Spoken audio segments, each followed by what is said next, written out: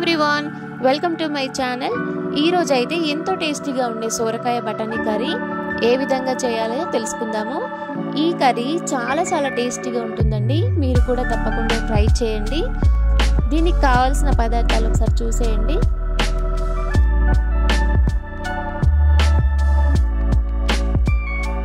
ముందుగా గిన్నెలో ఆయిల్ వేడెక్కిన తర్వాత ఇందులో పోపు దినుసులు వేసుకోవాలి. జీలకర్ర, ఆవాలు, పచ్చిశనగపప్పు ఇవి కొంచెం చిటపట్లాడిన తర్వాత ఇందులోకి ఉల్లిగడ్డ, పచ్చిమిర్చి వేసి కొంచెం ఫ్రై చేసుకోవాలి.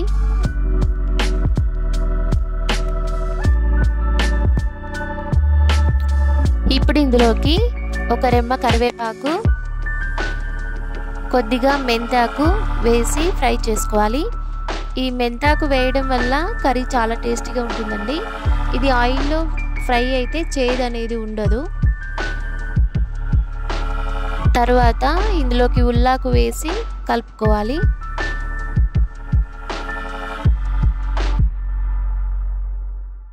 ఇప్పుడు ఇందులోకి ఒక స్పూన్ అల్లం వెల్లుల్లి పేస్ట్ వేసి పచ్చివాసన పోయేంత వరకు ఫ్రై చేసుకోవాలి.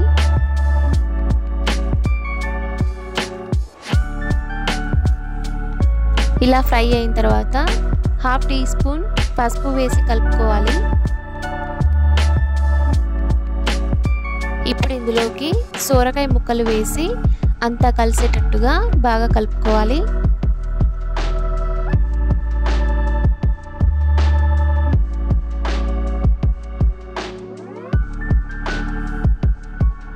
ఇలా కలిపిన తర్వాత ఒక 2 మినిట్స్ దీనిపైన మూత పెట్టి మగ్గనివ్వాలి. 2 మినిట్స్ తర్వాత మూత తీసి మళ్ళీ ఒకసారి బాగా కలుపుకోవాలి.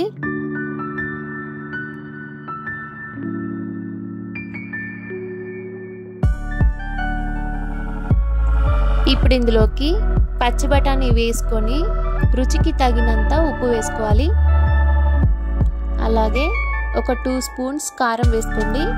మీరు కారం ఎంతైతే తినగలరో అంతే వేసుకోండి. మీ టేస్ట్కి తగినంత వేసుకోవాలి.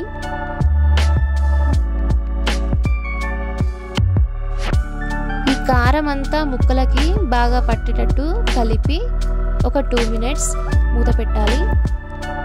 2 మినిట్స్ తర్వాత మూత తీసి ఇందులో హాఫ్ టీ స్పూన్ ధనియాల పొడి, హాఫ్ టీ స్పూన్ జీలకర్ర పొడి వేసి బాగా కలుపుకోవాలి.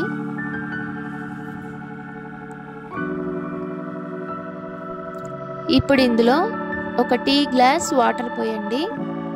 ఇలా వాటర్ పోయడం వలన పచ్చి బఠానీ బాగా ఉడుకుతుంది అండ్ సోరకాయ ముక్కలు కూడా బాగా ఉడికి టేస్టీగా ఉంటుంది కర్రీ. ఇప్పుడు మళ్ళీ కాసేపు మూత పెట్టి ఉడికించిన తర్వాత ఇప్పుడు కర్రీ ఉడికిందండి. సోరకాయ ముక్కలు బాగానే ఉడికాయి. ఇప్పుడు ఫైనల్గా ఇందులోకి కొత్తిమీర వేసి కలిపితే మన కర్రీ రెడీ అయిపోయినట్లే. ఈ కర్రీ ఎంతో టేస్టీగా ఉంటుందండి.